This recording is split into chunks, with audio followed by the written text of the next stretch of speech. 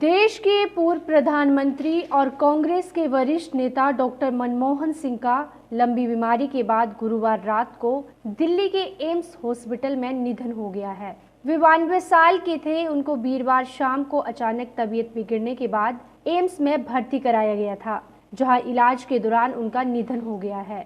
मनमोहन सिंह लंबे समय से स्वास्थ्य संबंधित बीमारियों का सामना कर रहे थे। इससे पहले भी उन्हें कई बार स्वास्थ्य कारणों से अस्पताल में भर्ती करवाया जा चुका था। बता दें कि मनमोहन सिंह के निधन पर केंद्र सरकार ने 7 दिनों का राष्ट्रीय शोक का ऐलान किया है। साथ ही तमाम सरकारी कार्यक्रमों को भी रद्द कर दिया गया है। डॉक्टर मनमोहन सिंह ने बतौर आर्थिक सलाहकार पहले देश की सेवा की और इसके बाद वे देश के वित्त मंत्री और प्रधानमंत्री भी बने। आज हम आपको डॉक्टर मनमोहन सिंह के सियासी सफर और उनके बड़े कुछ फैसलों से रूबरू कराने जा रहे हैं। डॉक्टर मनमोहन सिंह का जन्म 26 सितंबर 2032 को अविभाजित भारत के पंजाब प्रांत में हुआ था। जिस गांव में उनका जन्म हुआ था उसका नाम था गाह। जब देश का बंटवारा हुआ तो मनमोहन सिंह का परिवार अमृतसर में आकर बस गया। इसके बाद वो और उनका परिवार भारत में ही रहा। उन्होंने 1948 में ईस्ट पंजाब यूनिवर्सिटी सोनल से मैट्रिक की परीक्षा पास की थी। इसके बाद उन्होंने 1950 में हिंदू कॉलेज अमृतसर यानी पंजाब यूनिवर्सिटी से इंटर की परीक्षा पास की थी। हिंदू कॉलेज से ही उन्होंने 1952 में बीए किया, जबकि 1954 में होशियारपुर स्थित पंजाब यूनिवर्सिटी कॉलेज से एमए की डिग्री ली। 1957 में उन्होंने मास्टर की डिग्री यूके के कैम्ब्रिज यूनिवर्सिटी के सेंट जॉन कॉलेज से ली थी। 1962 में डॉक्टर मनमोहन सिंह ने ऑक्सफोर्ड यूनिवर्सिटी से डीफिल की डिग्री ली। मनमोहन सिंह का शुरुआती जीवन संघर्षों से भरा हुआ था। उनके जीवन के शुरुआती संघर्षों का जिक्र उनकी बेटी दमन सिंह ने अपनी किताब में भी किया है। कहा जाता था कि किस तरह उन्हें पैसों की किल्लत से परेशानियों में फंसना पड़ा था। अपने संघर्षों के दिनों में भी मनमोहन सिंह ने मेहनत करना नहीं छोड़ा और वह लगन के साथ अपना एक अलग मुकाम बनाने में लगे रहे। तारीख 18 मई और साल 2004 था। अटल बिहारी वाजपेयी की सरकार को मात देकर कांग्रेस के नेतृत्व में यूपीए की सरकार बनने जा रही थी। सोनिया गांधी का प्रधानमंत्री बनना तय माना जा रहा था। तभी 10 जनपद पहुंचे रामविलास पासवान को जानकारी मिली कि सोनिया गांधी पीएम नहीं बन रही है। उन्होंने खबर कंफर्म करने के लिए सोनिया गांधी के सलाहकार अहमद पटेल को फोन लगाया तो वहां से भी कोई पॉजिटिव रिस्पांस नहीं मिला। रामविलास पासवान ने अपने बायोग्राफी संघर्ष, साहस और संकल्प में कहते हैं, मैं जैसे ही 10 जनपद से बाहर निकला यह खबर मीडिया में फ्लैश होने लगी। हम गठबंधन के लोग अचंभित थे कि अब कौन प्रधानमंत्री बनेगा, लेकिन जल्द ही कांग्रेस की तरफ से हमें इसको लेकर सूचित किया गया। जो नाम हमारे सामने आए वो काफी चौंकाने वाले थे। वो नाम था मनमोहन सिंह का।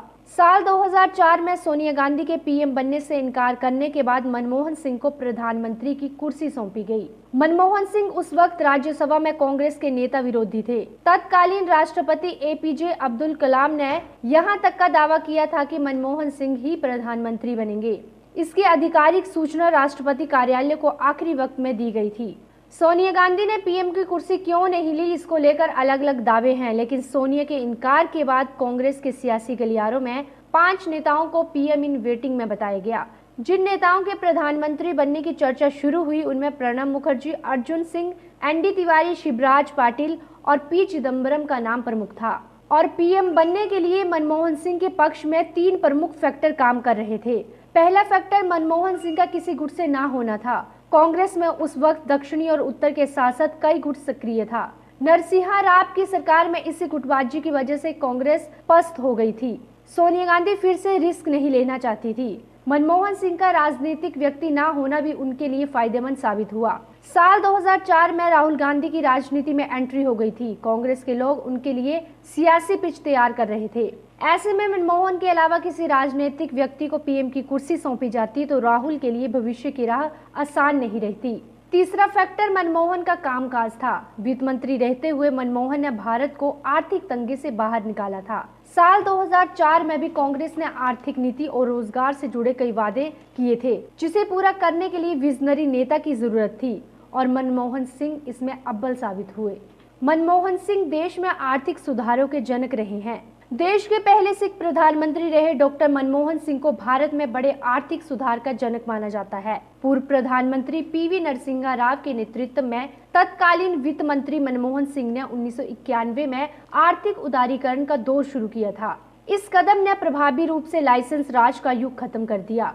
1951 के उदारीकरण के बजट को अभूतपूर्व उपलब्धि माना जाता है। इससे आर्थिक सुधारों के एक नए युग की शुरुआत हुई थी। इस दूरदर्शी कदम ने देश में क्रांति ला दी, मध्य वर्ग को सशक्त बनाया और लाखों लोगों को गरीबी और हाशिए से ऊपर उठाया। स्पेशलिस्ट मानते हैं कि 1951 के बजट ने भारत के विकास को गति दी। अपने पहले बजट में तत्कालीन वित्त मंत्री डॉक्टर मनमोहन सिंह ने भारत को एक नई दुनिया में पहुंचा दिया। इस दौरान नई औद्योगिक नीति का अनावरण किया गया, जिसने परिवर्तन के साथ निरंतरता पर आधारित भारत के आर्थिक परिवर्तन को प्रेरित किया। डॉक्टर मनमोहन सिंह ने इस बजट में विदेशी कंपनियों को देश में अपना व्यापार जमाने के लिए एंट्री की इजाजत दी। साथ ही कई नियमों में बदलाव भी किया गया। आपको बता दें, 1991 को ऐतिहासिक बजट वाला साल भी कहा जाता है। ऐसा इसलिए है क्योंकि इस बजट से देश की इकोनॉमिक ग्रोथ की रफ्तार को तेज करने का काम किया गया। मनमोहन सिंह ने इस बजट को लाइसेंसी राज को खत्म किया था और आर्थिक उदारीकरण के युद्ध की शुरुआत की थी। मनमोहन सिंह द्वारा पेश किए गए आर्थिक सुधारों ने कंपनी कानून और व्यापार अधिनियम सहित कई कानून का उदार बनाया। 1991 में विदेशी मुद्रा भंडार संकट का सामना करते हुए नरसिम्हा राव के नेतृत्व वाली सरकार ने 3 परिवर्तनकारी आर्थिक सुधार, वैश्वीकरण, उदारीकरण और निजीकरण पेश किए थे।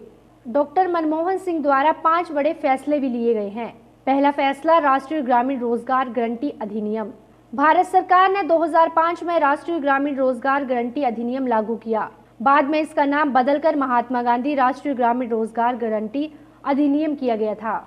इस योजना का उद्देश्य ग्रामीण क्षेत्रों में रोजगार प्रदान करना था ताकि गरीबी उन्मूलन और आर्थिक सुधार हो सके।